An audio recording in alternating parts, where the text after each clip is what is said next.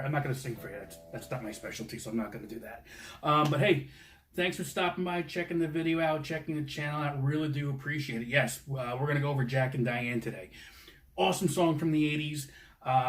The way that I play it is probably not considered a beginner type of song, more of an intermediate song, but we can strip it down to maybe its basic component to make it an easier song based on how you can do it. So we'll go through that. But again, just wanted to let you know, website is up and running now. sixstringfun.com, so check it out. Link is in the description, as well as all my other social media things happening, Facebook, Instagram, all that good stuff. So thank you again. Really do appreciate everyone checking out and subscribing and just being a part of this ride that I'm on. So I'm not going to bore you any further. Let's jump right into Jack and Diane by John Cougar Mellencamp. Well, it was John Cougar at the time, John Mellencamp, you get it. Alrighty, here we go. Jack and Diane, John Cougar Mellencamp. Actually, Johnny Cougar, earlier on than that. Whatever you want to call him. Great tune, great songwriter, great musician.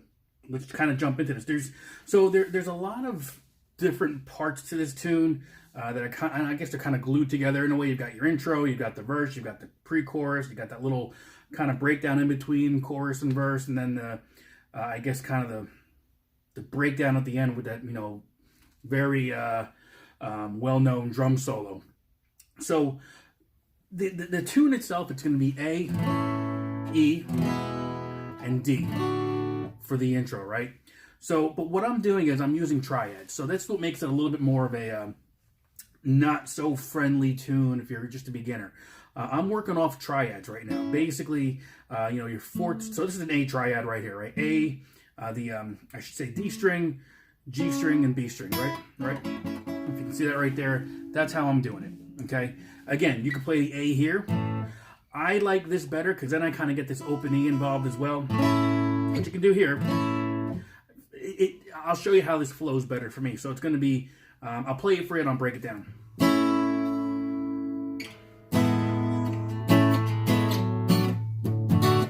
Right, so what am I doing here? Kind of show you both hands here. So I'm going with the A. And this is an E. If you know your cage system or you're learning about caged, this is an E. And then this is a D. Just like this, but I'm adding the other note up here, right? Just like I'm doing. So it's going to be.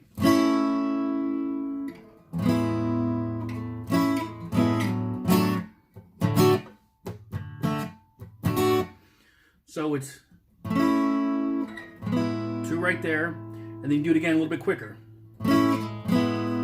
To the D, and then I change finger positions. I go here because I want this open D string right here, right? So if we do it together,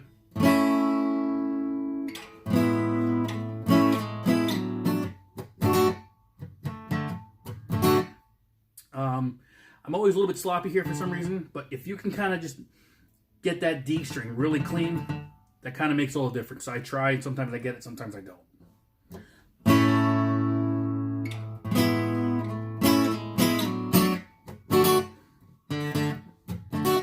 And I'm hitting that open E string on all these chords. And then I go to my traditional D right here, right? And I think you play that twice, or however, whatever you want to do. If you're introing the song, solo acoustic, play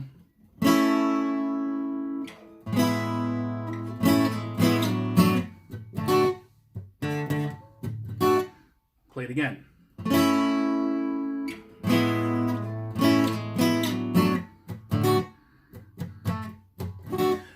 Going to the verse, same chords.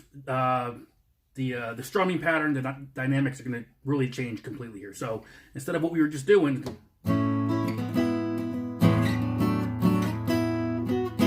it's the first part.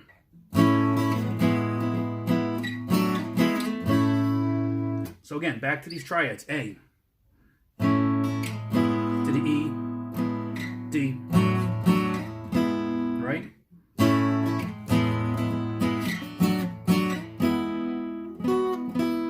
What I'm doing there is I'm holding that E, pinky's available, and I'm going to the B string on the 7th fret, right there.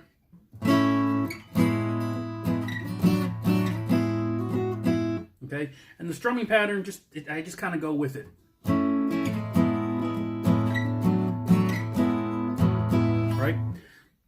I'm going to play it again.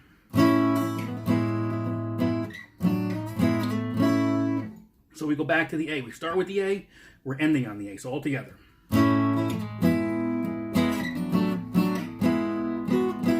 One time. D, E, A. Okay, so all those three chords right there basically is all we're doing, okay? So it's D, D, E, hammer, A, E, D, E, A. And I guess you could do it with these chords too.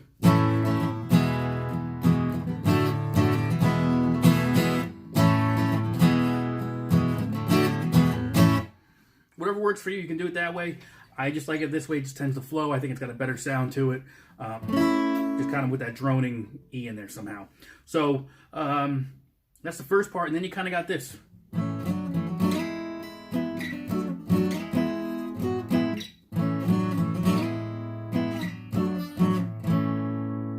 Again, triads. Instead of playing this one, you're going to play a standard. At least this is how I play it so I can hammer right here, okay? I am going to play an A bar chord, basically. Open A string on the 5th fret. Excuse me. Open A string, 5th string. Yeah, I'll get that right one of these days. But I'm going to bar D, G, and B on the 2nd fret. That's what I meant to say. A chord. So I'm going to hit the A chord and then hammer on with middle finger, 3rd fret, B string. And then at this same time, I'm gonna hammer on with my ring finger on the D string 4th fret. Okay, and then so I'm gonna go. So it's A, it's a D, A, and then it's a strum hit, and you're coming down to the E. So it's a pretty signature part of the tune, so you might want to work on that.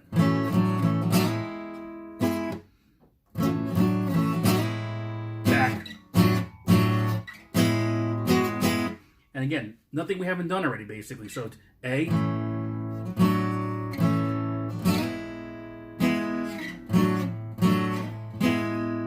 Back to that pinky and then hammer.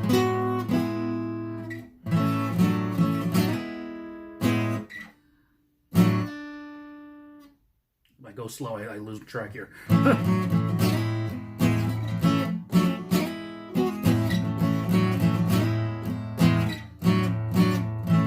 So it's always basically these sections are going to start on the A and end on the A, basically. So one more time. A.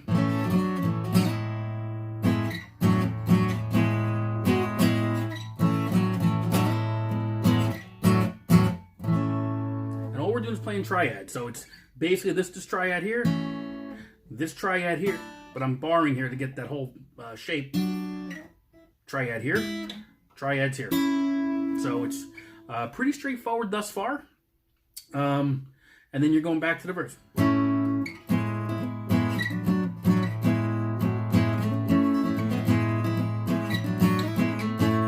We've gone over that already, right? So again, you can rewind the video if it's. I'm trying to do this as best I can, but like I said, there's a lot going on here, and you could always transpose it to these other chords here. And then the chorus, basically just like the intro.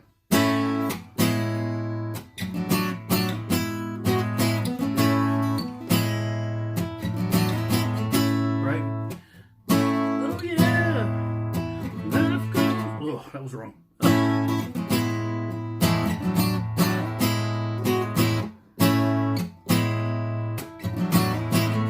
There you go. I slow it down and my mind goes to oatmeal, so sorry. Oh, yeah.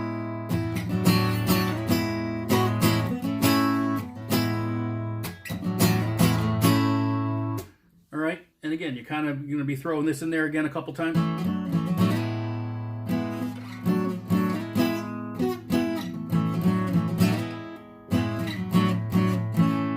Right, so dynamics are important here. So if there's certain sections of the song where it's going to be, you know, you're kind of hitting harder. Other sections where it's going to be really. And again, the strumming pattern. But make it your own, though. Okay, it's all up to you. And then you got the breakdown where it's.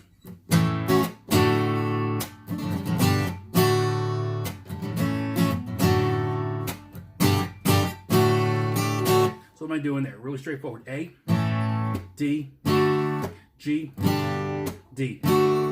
Again. And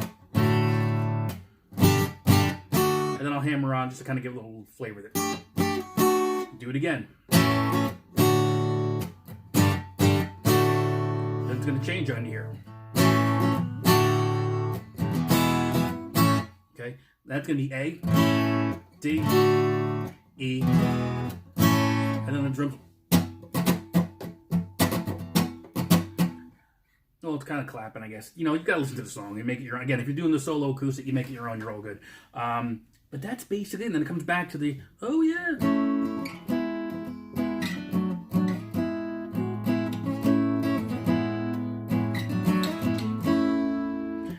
That's basically the tune right there. I mean, everything should be there.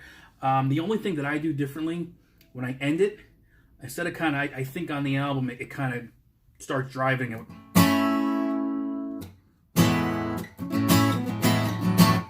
I don't go that route. I just kind of, I'll kind of do what I'm doing here, and I go right back to that little fill.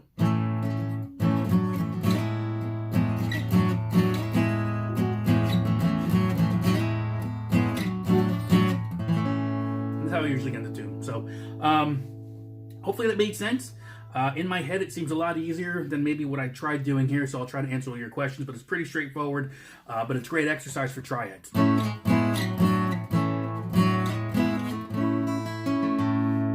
All right. Well, thank you for checking it out. Appreciate it. Again, check out the website, sixstringfun.com. Work in progress, but I got a lot going on there, and there's a lot more to come. So, see you soon. See you on the next video. And just remember, have fun. All right. Later.